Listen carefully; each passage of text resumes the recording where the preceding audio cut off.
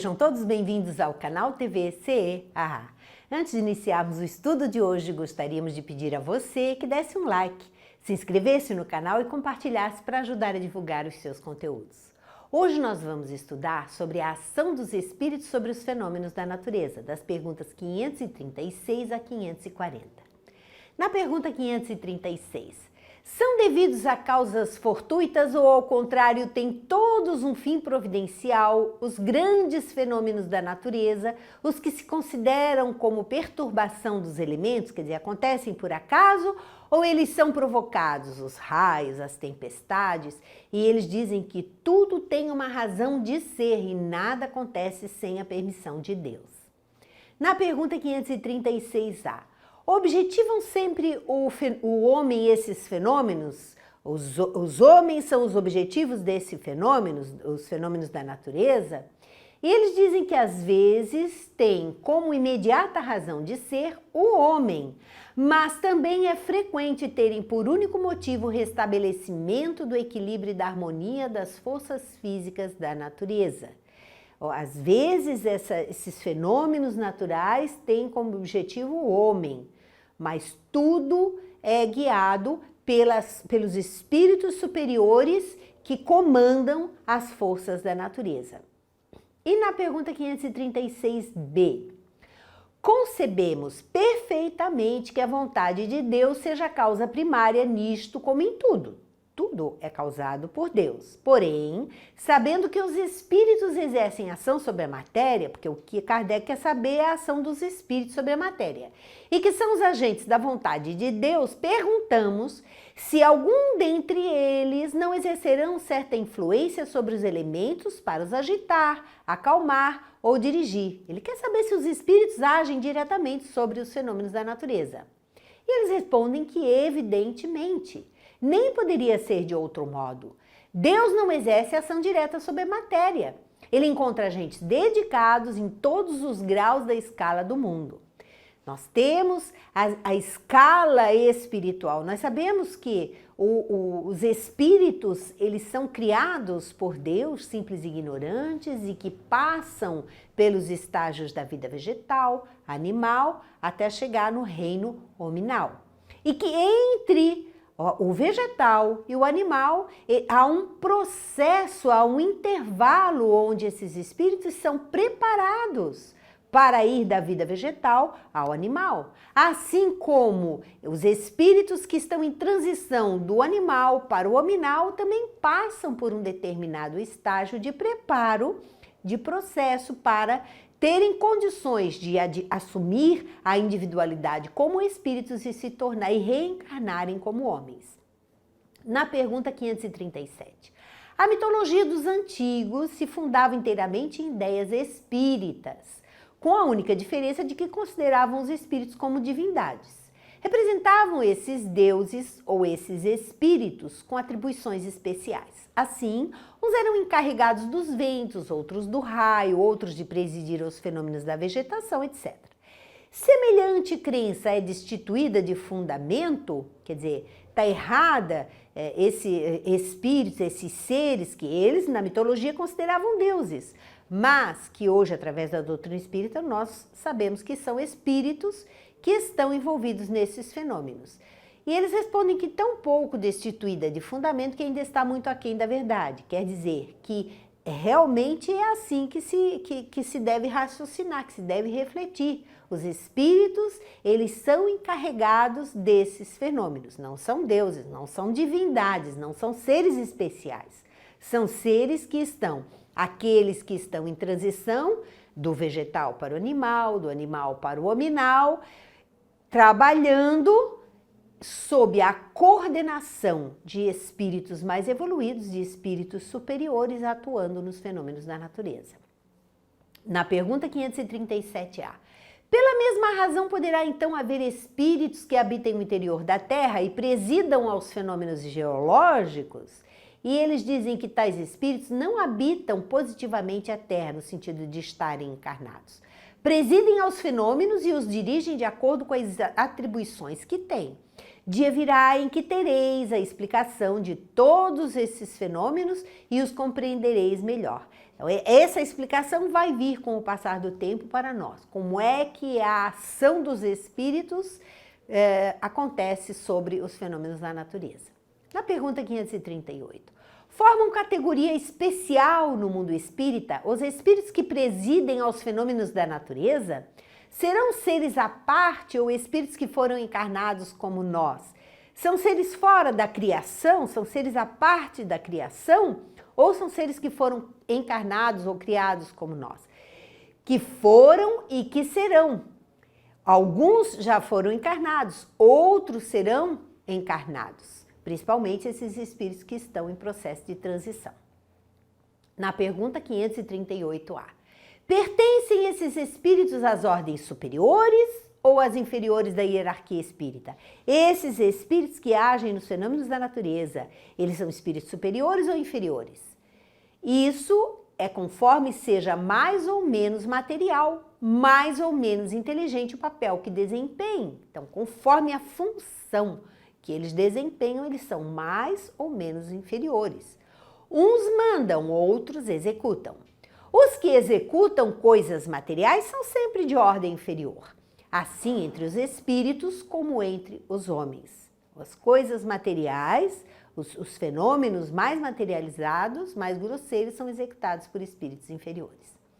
Na Revista Espírita de março de 1860, um artigo com o título Pergunta sobre o Gênio das Flores, um artigo bastante interessante que deveríamos ler em determinado momento, eles nos falam que o espírito elementar, antes de passar à série animal, dirige sua ação fluídica para a criação vegetal. Esse espírito que está em transição do vegetal para o animal. Esse ainda não encarnou. Não age senão sob a direção de inteligências mais elevadas que já viveram o bastante para adquirir o conhecimento necessário à sua missão. O Kardec explicando então como é que se dava essa ação desse espírito que se designava o gênio das flores, mas os espíritos vieram e explicaram a condição dele, que era um espírito em transição entre o reino vegetal e o animal. Na pergunta 539, a produção de certos fenômenos das tempestades, por exemplo, é obra de um só espírito ou muitos se reúnem formando grandes massas para produzi-los? Essas grandes tempestades, esses grandes maremotos, terremotos, é a ação de um espírito ou de uma massa de espírito? E eles respondem que reúnem-se em massas inumeráveis. São justamente esses espíritos que estão em transição, sendo aproveitados pelo plano espiritual para provocar esses fenômenos. Na Gênese, capítulo 15, os milagres do Evangelho, sobre a tempestade aplacada. Essa passagem é muito conhecida, essa passagem do Evangelho. No item 45 da Gênese vai falar: certo dia, tendo tomado uma barca com os seus discípulos, disse-lhe ele: passemos à outra margem do lago. Partiram então, durante a travessia, ele adormeceu. Jesus dorme enquanto estão atravessando. Então um grande turbilhão de vento se abateu de súbito sobre o lago, de sorte que, enchendo-se a barca de água, eles se viram em perigo. Eles ficaram com medo, se viram em perigo porque a barca estava afundando. Aí eles aproximaram-se de Jesus e o acordaram. E Jesus levantou-se, falou ameaçador aos ventos e às ondas agitadas, e uns e outras se aplacaram, sobrevindo grande calma. Jesus comandou o tempo, aplacando toda aquela tempestade. Ele então lhes disse: onde está a vossa fé? Eles, porém, cheios de temor e admiração, perguntavam uns aos outros: quem é este que assim dá ordens ao vento e às ondas e eles lhe obedecem? Isso está lá em Lucas, no capítulo 8. Essa passagem do Evangelho é bastante conhecida, que Jesus aplaca a tempestade. E é Jesus atuando com seu poder espiritual sobre essas massas de espíritos que estão provocando esses fenômenos. Ainda no mesmo artigo, no item 46, eles falam que ainda não conhecemos bastante os segredos da natureza para dizer se há ou não inteligências ocultas presidindo a ação dos elementos. Na hipótese de haver o fenômeno em questão, poderia ter resultado de um ato de autoridade sobre essas inteligências e provaria um poder que a nenhum homem é dado exercer. Então, os homens encarnados não têm esse poder, mas os espíritos superiores comandam essas massas. E, às vezes, os fenômenos acontecem para o benefício da própria humanidade. Nós é que não percebemos o benefício que esses fenômenos nos trazem. Na pergunta 540, os espíritos que exercem a ação nos fenômenos da natureza operam com conhecimento de causa, usando do livre-arbítrio, ou por efeito de instinto ou irrefletido impulso? Como é que agem esses espíritos? Eles têm consciência? Estão agindo com livre-arbítrio sobre esses fenômenos, essas grandes massas de espíritos inferiores? E eles respondem, uns sim, outros não. Estabeleçamos uma comparação. Considera essas miríades de animais que pouco a pouco fazem emergir do mar ilhas e arquipélagos. Aqueles seres do mar que ficam se sobrepondo, se sedimentando um ao outro e criando, emergindo ilhas e arquipélagos. Julgas que não há aí um fim providencial e que essa transformação da superfície do globo não seja necessária à harmonia geral? Entretanto, são animais de ínfima ordem que executam essas obras, provendo as suas necessidades e sem suspeitarem de que são instrumentos de Deus. Tudo na natureza tem um objetivo, todos os animais, até mesmo os mais ínfimos, os vírus, as bactérias, tudo tem objetivo na ordem da criação. Deus não fez nada, não criou nada nesse espaço que é o nosso planeta sem necessidade. Pois bem, do mesmo modo, os espíritos mais atrasados oferecem utilidade ao conjunto.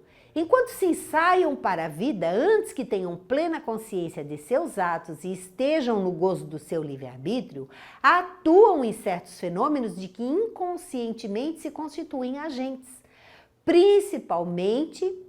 Primeiramente executam, mais tarde, quando suas inteligências já houverem alcançado um certo desenvolvimento, ordenarão e dirigirão as coisas do mundo material. Depois poderão dirigir as do mundo moral. É assim que tudo serve, que tudo se encadeia na natureza, desde o átomo primitivo até o arcanjo, que também começou pelo átomo. A admirável lei de harmonia que o vosso acanhado espírito ainda não pode apreender em seu conjunto. Tudo na natureza tem um objetivo, tudo trabalha na criação. Nós, como seres humanos, já alcançamos um patamar onde passamos por todo esse processo de aprendizado no reino vegetal, no reino animal, nos reinos entre um reino e outro, nesse período de transformação, que nós não temos muita clareza do que seja, mas que já temos notícia de que acontece, porque nada dá saltos no universo. Tudo se encadeia, todo o processo evolutivo se encadeia. E nós também fazemos parte dessa cadeia. E um dia também seremos anjos, seremos espíritos puros. Nós estamos apenas no início do nosso processo evolutivo como homens. Mas, conforme o nosso esforço, conforme o nosso empenho, alcançaremos sim, evitaremos muitos erros, evitaremos muita dor, muito sofrimento e alcançaremos mais rapidamente ou de uma maneira mais consciente, mais tranquila, o processo evolutivo, o aprendizado que devemos fazer nessa evolução, nessa encarnação que estamos passando atualmente. Assim nós encerramos mais um módulo do Livro dos Espíritos.